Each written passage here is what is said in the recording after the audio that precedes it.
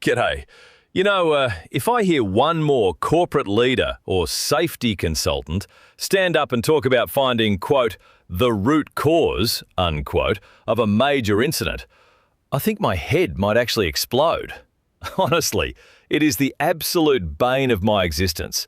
It is a dirty phrase in high-performance investigations, and yet we see it all over LinkedIn, don't we?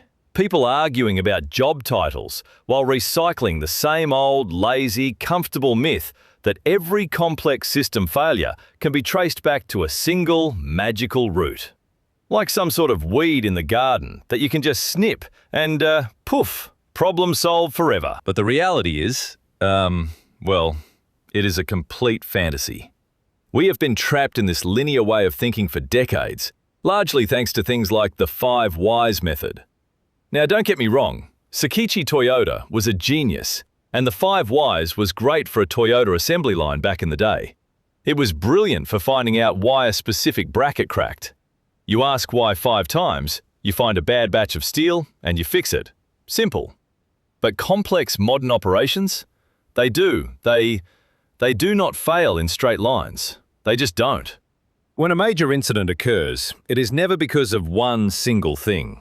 It is always a malevolent combination of multiple pre-existing latent conditions across your people, your equipment, your procedures, and the environment.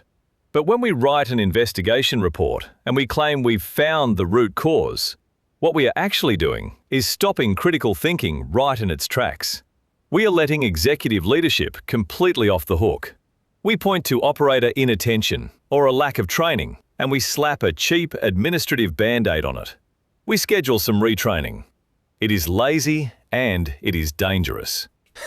It actually reminds me of a job I did in my early days.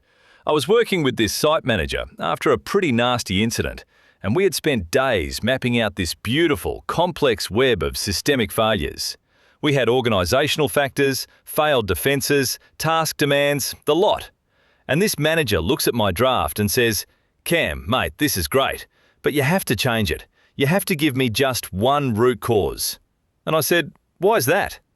He looks me dead in the eye and says, "Because our corporate database only has one single box for root cause, and if I do not type something in that exact box, the software will not let me submit the report." We were literally squeezing a massive, multifaceted system failure into a single, lazy scapegoat just because some IT guy in 2005 decided there was only one root to every problem. Absolute madness. So, if we reject this whole root cause nonsense, what does the ICAM model do instead? Well, we use a highly specific, strictly defined term called the basic cause. But here is the trick, and it is a massive shift in mindset. The basic cause is not the systemic failure itself. It is not inadequate budget, and it is not poor training. No, under safety-wise standards, the basic cause is strictly the physical mechanism of the event. It is the point where control was first lost. We actually use a strict 4-step formula to define it. Step 1. We identify the point where control was first lost. Step 2. We start by clearly stating the actual or potential consequence. Step 3. We include the process or activity that allowed that control to be lost in the first place. And Step 4. We directly correlate it to the frontline individual or team actions. It describes the physics of the crash, if you will, not the reasons why the system allowed it to happen. Let me give you a concrete example from a real safety-wise case. The Middleton Airport incident. There was an uncontrolled nitrogen release in a hangar during maintenance on a Bell 412 helicopter. An engineer was trying to remove an emergency flotation system cylinder, and suddenly, boom! A massive release of 3,500 psi of pressure. The discharge pipe whipped around, causing serious injuries. Now, a lazy investigation would say the root cause was engineer error because he pulled the safety pin. But in our ICAM analysis, the basic cause was strictly defined as the uncontrolled release of high-pressure nitrogen from the cylinder during manual discharge. That is it. That is the physical mechanism of loss of control. Why does that distinction matter so much? Because by keeping the basic cause limited to just the physical mechanism, we force ourselves to look elsewhere for the actual reasons why.